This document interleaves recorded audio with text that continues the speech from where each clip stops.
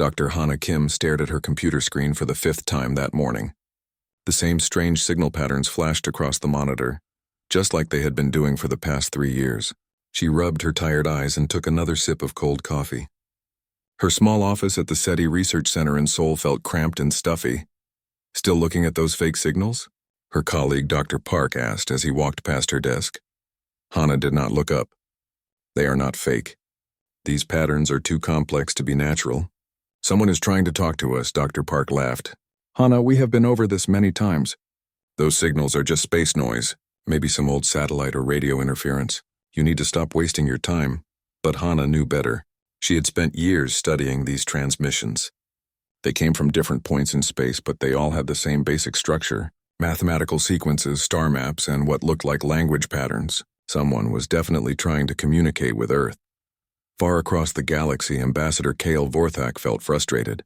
The tall, blue-skinned Zenthari stood in the center of the Galactic Council's communication chamber.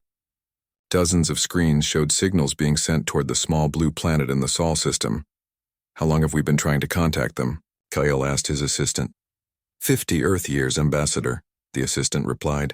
We have sent welcome messages, trade offers, cultural exchanges, and scientific data.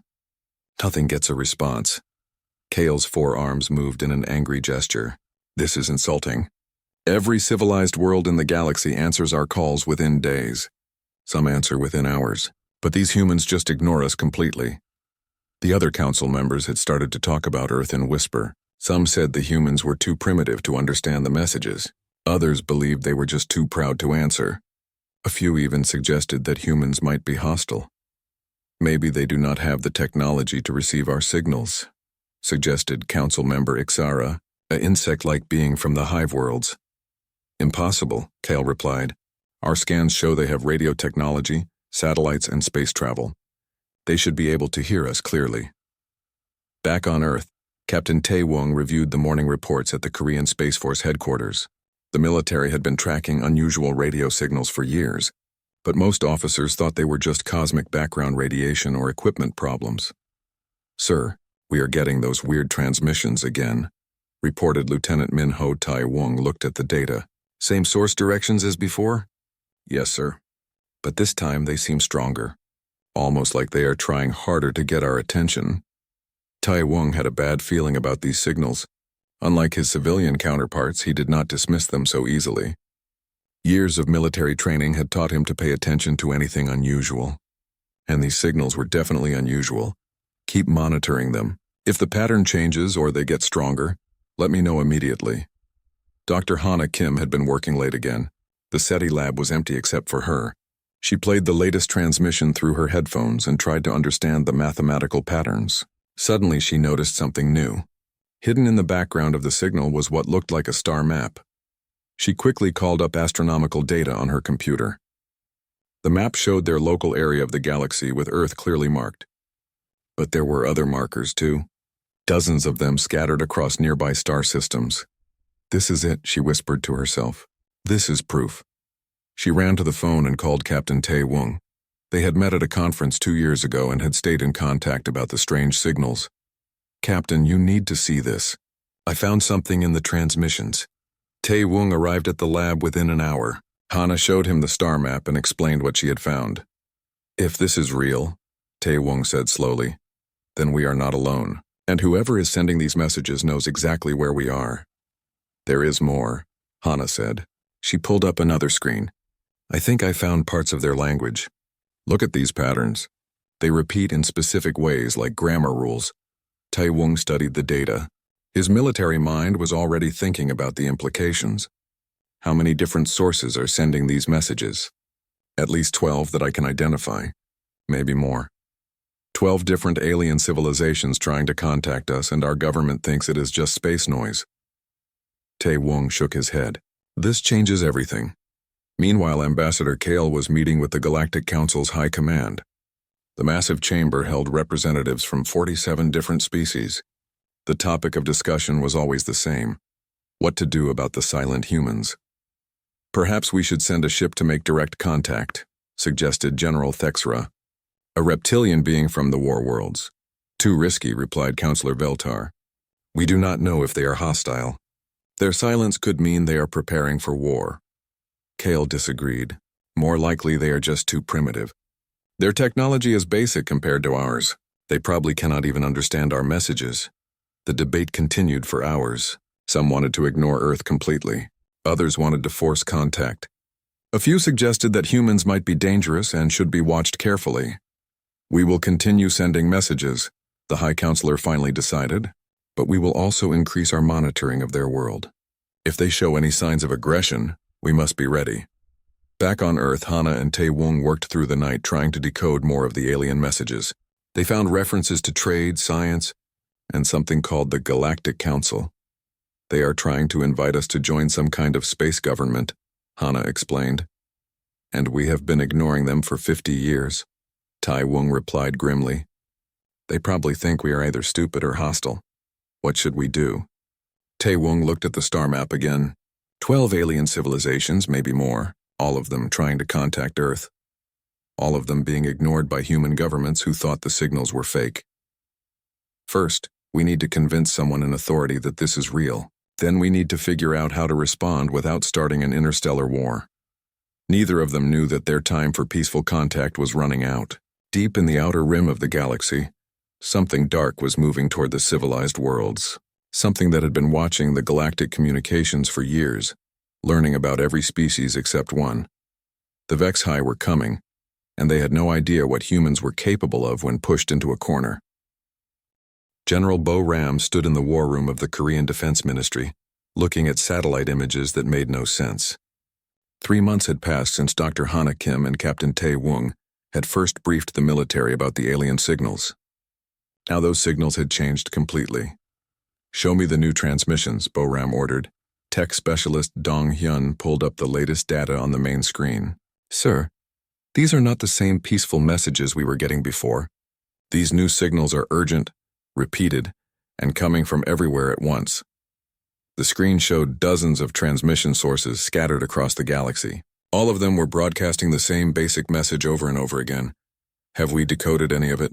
Bo Ram asked. Dr. Soo Jin, the xenobiology researcher who had joined the team last month, stepped forward. We have made progress, sir. The message appears to be a warning about an invasion fleet, something called the Vexhi. Bo Ram felt a chill run down his spine. Invasion fleet? Yes, sir. According to the decoded sections, this Vexhi force is moving toward our area of the galaxy. The alien species are calling for all civilized worlds to unite and fight. Dong Hyun added more information. We are tracking massive energy signatures moving through space. Whatever is coming, it is big. Really big. Commander Ji Woo, who had been quiet until now, spoke up. Sir, if this is real, Earth is sitting right in the path of this invasion force. Bo Ram studied the star charts. The Vexhi fleet was moving through the outer systems, destroying everything in its path. According to the alien messages, they had already wiped out 2 entire civilizations. What do we know about these Vexhi? Bo Ram asked Dr. Soo Jin. Not much, sir. The transmissions describe them as a warrior species that conquers other worlds. They seem to have been watching galactic communications for years, learning about every species before they attack. Every species except us, Jiwoo pointed out. We never answered those transmissions, so they probably do not know anything about human capabilities. Bo Ram realized the implications immediately. That could be an advantage or a disaster. They do not know what we can do, but we do not know what they can do either. Across the galaxy, Ambassador Kale was in emergency session with the Galactic Council. The massive chamber buzzed with panic as reports came in from the outer rim systems. The Vexhi have destroyed the Kalari homeworld, reported one council member. 15 billion lives gone in 6 hours. Their fleet is larger than anything we have ever seen, added another. Our combined forces may not be enough to stop them. Kyle looked at the tactical display. The Vexhi invasion force consisted of thousands of ships, each one larger than anything in the galactic fleet. Worse, they seemed to know exactly how each species fought and had prepared counters for every known weapon and tactic. They have been watching us, Kyle realized. All those years of open communication, they were listening and learning. The High Counselor called for order. All member worlds must contribute their fleets to the defense. We will make our stand at the Nexus systems. What about the humans? Asked Council Member Ixara. Should we try to contact them directly? There was silence in the chamber. Finally, Kale spoke. They have ignored us for 50 years. Even now, with emergency broadcasts going out every hour, they remain silent. Either they do not understand the danger, or they do not care. Maybe they are too afraid to fight, suggested another council member. Or too primitive to help, added a third. The High Counselor made the decision. We cannot wait for them any longer. The defense line will be drawn without Earth. If the humans want to hide on their little world, let them. We will protect the civilized galaxy ourselves. None of them knew that Earth was far from hiding. In fact, humanity was preparing for war in ways the galaxy had never seen. Back in Seoul, General Bo Ram had called an emergency meeting with military leaders from around the world. The room was filled with generals, admirals, and intelligence officers from every major nation. The situation is simple, Bo Ram began. An alien invasion force is heading toward Earth. The other alien species are fighting them, but they are losing badly. The American general leaned forward. What kind of threat level are we talking about? Dr. Sujin answered. Based on the decoded transmissions, the Vexai have already destroyed several worlds. Their technology appears to be far advanced than anything we have. But they do not know about us, added Commander Ji Woo. They have been studying galactic communications for years, but we never participated. To them, Earth is a mystery. The Russian admiral asked the important question. What are you proposing we do? Bo Ram activated the tactical display. We prepare for war. Not a defensive war, but an offensive one. While the galactic fleet tries to stop them at the outer systems, we hit them where they do not expect it. You want to attack an advanced alien invasion force? The British general asked in disbelief. I want to win, Bo Ram replied simply. And sometimes the best defense is a surprise attack. Over the next few days, something amazing happened. For the first time in human history, every nation on Earth began working together for a common goal. The threat of alien invasion had done what centuries of diplomacy could not. Dong Hyun coordinated with communication centers around the world, tracking the Vexai fleet movement. Dr. Su Jin worked with international scientists to understand alien technology from the captured signal data. Commander Ji Woo began training special forces units for zero-gravity combat. The galactic species fight with energy weapons and defensive shields, Sujin reported during one briefing. Their tactics seem to focus on long-range battles with formal formations. What about the Vexai? Bo Ram asked. Similar but more advanced. They use overwhelming firepower and coordinated assault patterns. Very organized, very predictable. Bo Ram smiled grimly. Predictable is good. Predictable can be beaten. Meanwhile, the galactic fleet was gathering at the Nexus systems. Hundreds of ships from dozens of worlds prepared for the largest battle in galactic history. But even as they assembled their forces, everyone knew the odds were against them. Ambassador Kale stood on the bridge of the flagship, watching the fleet formations take shape. Any word from Earth? Nothing, sir. They remained completely silent. Kyle felt disappointed but not surprised. Then we fight without them. Signal all ships to prepare for battle. What Kale did not know was that Earth was preparing too. In secret shipyards around the world, humans were building weapons that no galactic species had ever imagined.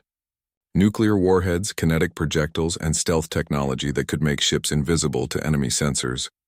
The Vexai had studied galactic warfare for decades. They knew every tactic, every weapon, every defensive strategy used by civilized species. They had prepared counters for everything except humanity. As the invasion fleet moved closer to the core systems, both the Galactic Council and the Vexai made the same mistake. They assumed that silence meant weakness. They thought that a species that did not answer diplomatic calls would not answer the call to war either. They were about to learn how wrong they were. Admiral Daun stood on the bridge of the Soul's Fury, watching Earth grow smaller in the rearview screen. Behind her flagship, the largest military fleet in human history followed in complete radio silence. 200 ships carrying the combined might of every nation on Earth. Distance to target? She asked her navigation officer. 18 hours at current speed, Admiral, Lieutenant Kang replied. Daun nodded. While the Galactic Council fought desperately to slow down the Vexai invasion at the Nexus systems, humanity was taking a different approach. Instead of meeting the enemy head-on, they were going straight for the throat. Colonel Young Ho floated in the zero-gravity preparation bay, checking his Marines' equipment one final time. His expeditionary force consisted of the best soldiers from every human military. Korean, American, Russian, Chinese, British. Nationality did not matter anymore. They were all human, and they were all ready to fight. Remember the plan, Young Ho told his troops. The aliens fight with honor and rules. We fight to win. No mercy, no hesitation, no prisoners until the threat is eliminated. Dr. Jae Hyun worked frantically in the weapons lab aboard the flagship. His team had spent months developing new weapon systems based on the limited alien technology data they had captured from intercepted signals. The nuclear warheads are ready, he reported to Admiral Daeun. We have also prepared kinetic projectiles and electromagnetic pulse devices. If their shields can stop energy weapons, let us see how they handle good old-fashioned explosives. Captain Yeon-soo ran through her final flight checks. Her fighter squadron was equipped with something no galactic species had ever seen. Kamikaze drones controlled by artificial intelligence. While alien pilots valued their own lives, humans had learned to make machines that could sacrifice themselves for the greater good. All fighters report ready, she announced over the comm system. Drone squadrons are armed and awaiting launch orders. The human fleet moved through space like a ghost. Their stealth technology, developed from decades of military research, made them invisible to the same sensors that tracked every galactic ship. While the Vex-High focused all their attention on the desperate battle at the Nexus systems, they had no idea that death was approaching from behind. Far ahead, the battle raged across 3 star systems. The Galactic Council fleet fought bravely, but they were being crushed. Ambassador Kale watched in horror as ship after ship fell to the overwhelming Vex-High firepower. We have lost 60% of our fleet, his tactical officer reported. The enemy is advancing on all fronts. Any word from Earth? Kyle asked desperately. Still nothing, sir. No response to any of our emergency calls. Kyle felt anger and disappointment. Even facing extinction, the humans remained silent. Cowards, he muttered. On the Vex-High command ship, War Leader Thexvan studied the battle reports with satisfaction. The galactic species fought exactly as expected. Their tactics were predictable, their weapons known, their weaknesses exploited. Resistance is collapsing faster than projected, his tactical officer reported. The core systems will be ours within 2 days. Excellent, Thexvan replied. Begin preparation for the occupation phase. Make sure our cultural analysis teams are ready to process the conquered populations. The Vex-High had perfected the art of conquest. They studied their enemies for years before attacking, learning everything about their military capabilities, political structures, and psychological weaknesses. By the time they struck, victory was almost guaranteed. What about the 3rd planet in the Sol system? Asked his intelligence officer. Our long-range scans detect a technological civilization, but they have never responded to galactic communications. Thexvan looked at the tactical display. Earth was marked as an unknown factor, the only world in their invasion path that they had no intelligence about. Probably a primitive species too afraid to reveal themselves, he decided. We will deal with them after we finish with the main galactic fleet. They are not worth our immediate attention. It was the last mistake Thexvan would ever make. Admiral Daeun watched the Vex-High command fleet through her long-range scanners. The enemy ships were massive, heavily armed, and completely focused on the battle ahead of them. They had no rear guard, no scouts watching their back. They were so confident in their superiority that they had never considered the possibility of an attack from behind. All ships, this is Admiral Daeun, she broadcast on a secure channel. We are about to announce humanity's arrival on the galactic stage. Remember what we are fighting for. Not just Earth, but the right of every species to exist free from tyranny. Dr. Jae Hyun armed the nuclear weapons. Colonel Young Ho prepared his Marines for boarding operations. Captain Yeon-soo launched her fighter squadrons. The human fleet decloaked as one, appearing like vengeful spirits behind the unsuspecting Vex-High command group. Target the largest ship, Daeun ordered. All weapons fire.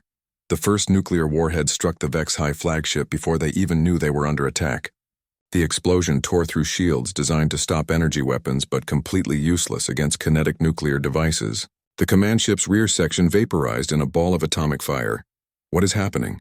Thexvan screamed as his ship shook around him. Damage reports flooded in from across the command fleet. Unknown ships attacking from behind. His tactical officer shouted. I cannot identify their technology or tactics. More nuclear explosions lit up space as the human fleet unleashed decades of military innovation on the confused Vex High. Kinetic projectiles moving at incredible speeds punched through alien hulls like bullets through paper. Electromagnetic pulse weapons fried electronic systems that had never been designed to handle such attacks. Captain Yeonsu's kamikaze drones swarmed the enemy ships like angry wasps. The artificial intelligence controlling them made split-second decisions that no organic pilot could match. They found weak points in the alien defenses and exploited them with ruthless efficiency. This is impossible. Dex Von watched his command fleet fall apart around him. Who are these attackers? Where did they come from? Colonel Young-ho's Marines boarded the damaged Vex High ships through breaches created by the nuclear strikes. They moved through the alien corridors like death itself, using tactics that no galactic species had ever encountered. Smoke grenades, close-quarters combat, and psychological warfare turned the mighty Vex High warriors into confused prey. The battle lasted less than 30 minutes. When it was over, the entire Vex High command structure was either dead or captured. Their invasion fleet, deprived of leadership and coordination, began to fall apart across multiple star systems. Ambassador Kale stared at his tactical display in shock. The Vex High attack had suddenly collapsed. Enemy ships were retreating in panic or surrendering outright. What happened? He asked his officers. Unknown, sir. Something attacked the Vex High command fleet from behind. The enemy leadership has been completely destroyed. Who could have done such a thing? The answer came in the form of a transmission broadcast on all galactic frequencies. Admiral Dayun's face appeared on every screen in the galactic fleet. This is Admiral Dayun of the Human Defense Force, she announced calmly. The immediate threat has been neutralized. Vex High forces are in retreat. Any enemy ships that wish to surrender will be accepted. Any that wish to continue fighting will be destroyed. Kale's jaw dropped. Humans, but they never answered our calls. Apparently, his communication officer said quietly, they were busy. Sergeant Major Hyun-woo crouched in the dark corridors of a captured Vex High battleship, watching his combat engineers work with deadly precision. The aliens had built their ships to withstand energy weapons and conventional explosives, but they had never planned for humans with cutting torches and improvised bombs. Charges set on the main power conduits, reported Corporal Min Jae through his helmet comm. When this thing tries to rejoin the fleet, it will explode from the inside. Hyun-woo smiled grimly. Good work. Move to the next ship. This was the new reality of galactic warfare. While the Vex High had expected formal battles with clear rules and honorable tactics, humans brought something completely different to the fight. They turned captured enemy ships into weapons, used psychological warfare to break enemy morale, and employed tactics that made every surviving Vex High warrior afraid of the dark. Dr. Yoon-soo moved through the medical bay of another captured ship, studying the alien wounded with scientific curiosity. As both a field medic and xenobiologist, she had the job of keeping prisoners alive while learning everything possible about Vex High physiology. Their nervous system is completely different from ours, she reported to Colonel Young-ho. They feel pain much more intensely, and they have no natural resistance to certain frequencies of sound. Young-ho understood immediately. Sonic weapons? Better than that. Psychological warfare. We can make them afraid just by making the right noises. Lieutenant Sang-min had set up an intelligence center aboard the human flagship, processing captured Vex High communications and battle plans. What he found shocked even the experienced intelligence officer. Admiral, you need to see this, he called Dayun over to his workstation. The Vex High have been planning this invasion for over 20 years. They have detailed intelligence on every galactic species, military strength, weapon capabilities, political weaknesses, even psychological profiles. Dayun studied the alien data files. Everything except Earth. Exactly. We are listed as unknown factor insufficient data. They plan to deal with us after conquering the rest of the galaxy. Their mistake, Dayun said coldly. What else have you found? Their entire strategy was based on fighting a conventional galactic war. They expected energy weapons, shield battles, and formal engagement rules. Nothing in their planning accounts for nuclear weapons, kinetic projectiles, or asymmetric warfare. Pilot Jin Seo returned from a reconnaissance mission to the outer Vex High fleet with disturbing news. Admiral, the enemy is regrouping. They are pulling back all their scattered forces to form a defensive line. How many ships? Daeun asked. At least 3,000, much larger than our fleet. Daeun was not worried. Numbers meant nothing when your enemy could not adapt to your tactics. Signal all ships. We are going to show them what happens when humans really go to war. The Galactic Council watched in amazement as human forces systematically dismantled the Vexhi invasion. But their amazement quickly turned to horror, as they realized how humans actually fought wars. Ambassador Kale received reports that made him question everything he thought he knew about warfare. They are using captured enemy ships as bombs? How is that possible? According to our observers, his intelligence officer reported, the humans have turned psychological warfare into an art form. They make the enemy afraid to sleep, afraid to eat, afraid to trust their own equipment. Another report came in. Sir, human fighter squadrons are using unmanned ships in suicide attacks. The artificial intelligence controlling them is more ruthless than any organic pilot. Kyle felt sick. This is not how civilized species fight wars. No, sir, it is not. But it is extremely effective. The truth was becoming clear to the Galactic Council. Humans had never answered their diplomatic calls because they did not need galactic civilization. They had been developing their own approach to warfare, one that was far more deadly than anything the galaxy had ever seen. Captain Yeon-Su led her fighter squadron against the regrouped Vexhi fleet. But this time she was not just attacking with weapons. Her pilots carried specialized equipment designed by Dr. Jae-hyun's weapons team. Remember, we are not just trying to destroy their ships, she told her pilots. We are trying to break their will to fight. The human fighters moved through the enemy formation like ghosts, using stealth technology to avoid detection. But instead of attacking immediately, they attached small devices to the hulls of Vexhi ships. Packages delivered, Yeon-Su reported, activating psychological warfare protocol. The devices began broadcasting sounds that Dr. Yoon-Su had discovered would cause maximum distress to Vexhi nervous systems. Throughout the alien fleet, warriors began experiencing panic attacks, hallucinations, and complete psychological breakdowns. What is happening to our crews? The Vexhi fleet commander demanded. Unknown, sir. Some kind of sonic attack. Our warriors are reporting terror, confusion, and inability to function. Within hours, nearly half the Vexhi fleet was incapacitated by psychological warfare. The remaining ships tried to fight, but their crews were too afraid and confused to be effective. Colonel Young-ho watched the battle from the bridge of his assault ship. His Marines were no longer needed for boarding operations because the enemy crews were surrendering without a fight. This is almost too easy, he told Admiral Daeun. They built their entire military culture around honor and formal combat, Daeun replied. They cannot adapt to our way of fighting because it is completely outside their experience. Sergeant Major Hyun-woo had been given a new assignment, hunting down Vexhi ships that tried to escape. His team used modified human stealth ships to track fleeing enemies and either capture them or destroy them before they could report back to their home worlds. Target acquired, he reported during one such mission. Vexhi scout ship trying to reach the outer rim. Disable it, came the order. We need prisoners for interrogation. Hyun-woo's ship fired a single electromagnetic pulse. The alien scout ship systems failed completely, leaving it drifting helpless in space. His Marines boarded and captured the crew within minutes.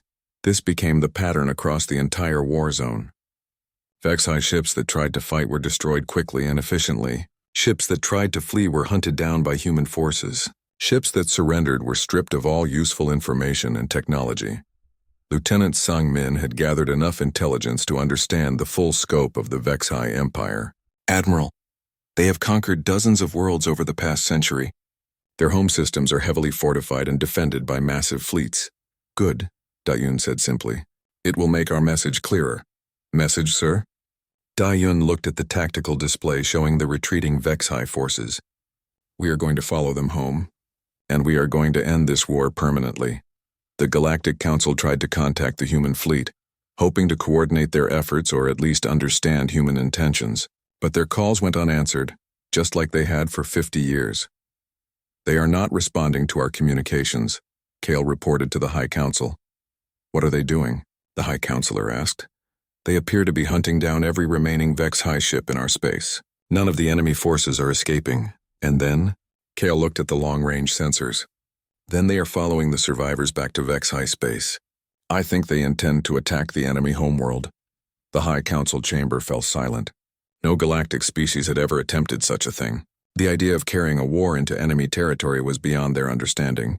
Should we follow them? Someone asked. With what ships? Kale replied. Most of our fleet was destroyed. The humans saved us, but they clearly do not need our help finishing the job. As the human fleet disappeared into deep space, chasing the last Vex-High survivors, the Galactic Council was left with a disturbing realization. They had spent 50 years trying to invite Earth into galactic civilization, never understanding that humans had already surpassed it.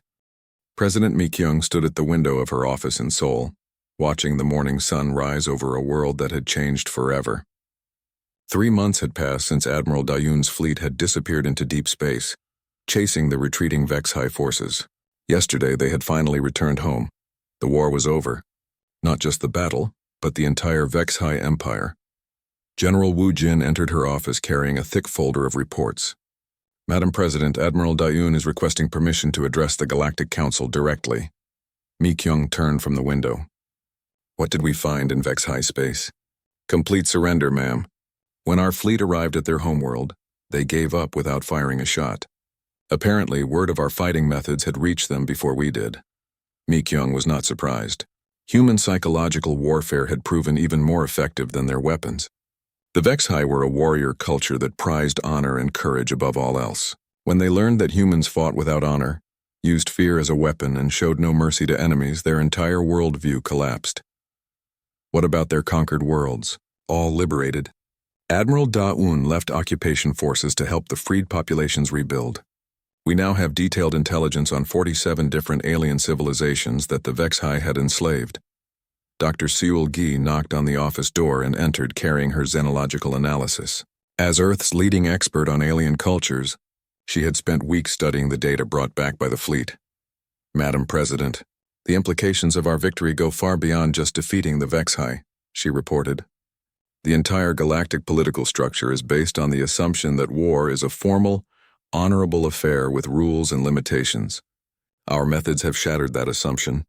Mi-kyung sat down at her desk. Meaning? Meaning that every alien species in the galaxy now knows that humans fight differently. They are all afraid of us. General Woo Jin added his military assessment.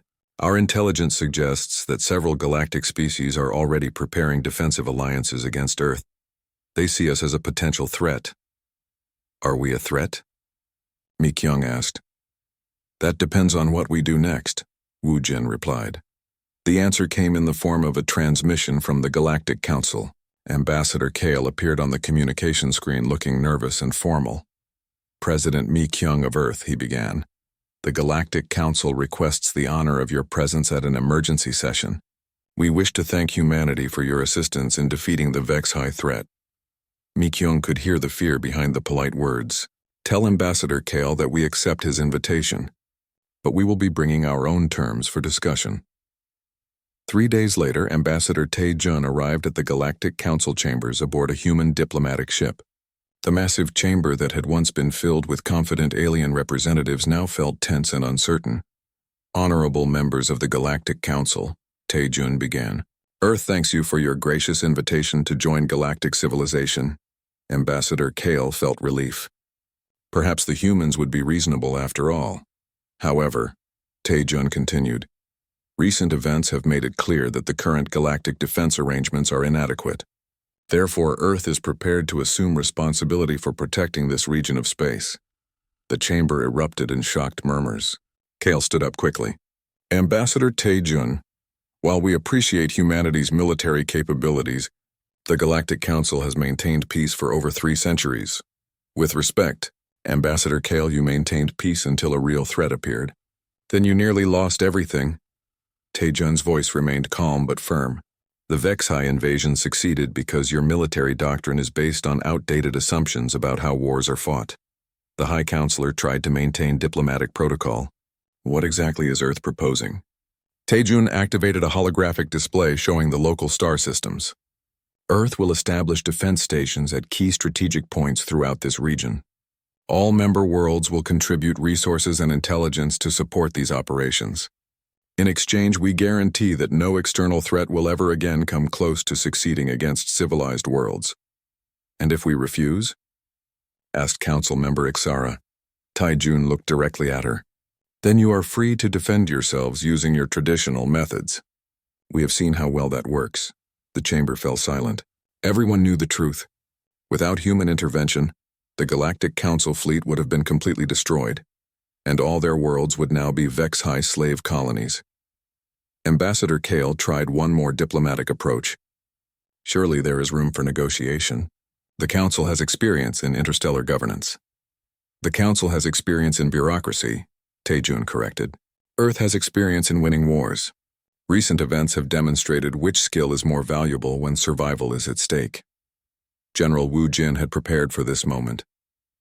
His analysis of galactic military capabilities had revealed a disturbing truth. Without Earth, the galaxy was defenseless against any serious threat. The Galactic Council. Military consists of 47 different fleets using incompatible technology and tactics, he had reported to President Mi Kyung. They cannot coordinate effective operations. They rely on outdated weapons, and their command structure is too slow to respond to real emergencies. Can we work with them? Mi Kyung had asked.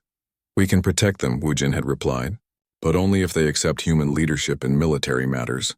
Now, as Ambassador Taejun presented Earth's terms to the Galactic Council, that analysis was being put to the test. Dr. Sulgi had also prepared cultural assessments of each alien species. Most galactic civilizations are thousands of years old, she had explained. They have become comfortable, bureaucratic, and risk-averse. They prefer negotiation to action, committees to leadership, and process to results.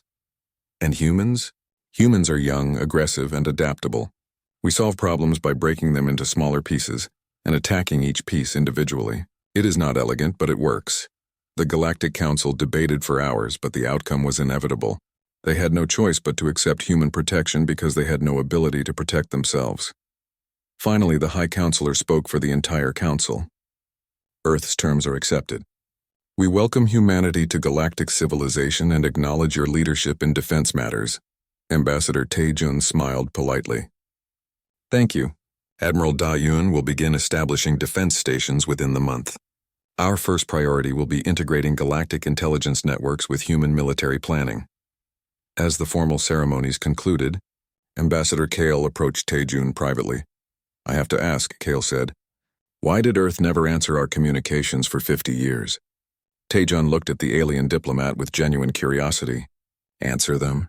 We thought they were just background noise or perhaps some kind of natural phenomenon. We had more important things to focus on. More important than contact with galactic civilization? Ambassador Kale with respect. What did galactic civilization have to offer us? You had achieved peace by avoiding conflict. We had achieved strength by preparing for it. When the real test came, which approach proved more valuable?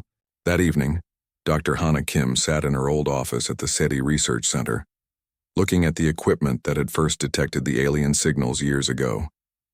Her computer screen now showed communications flowing back and forth between Earth and dozens of alien worlds.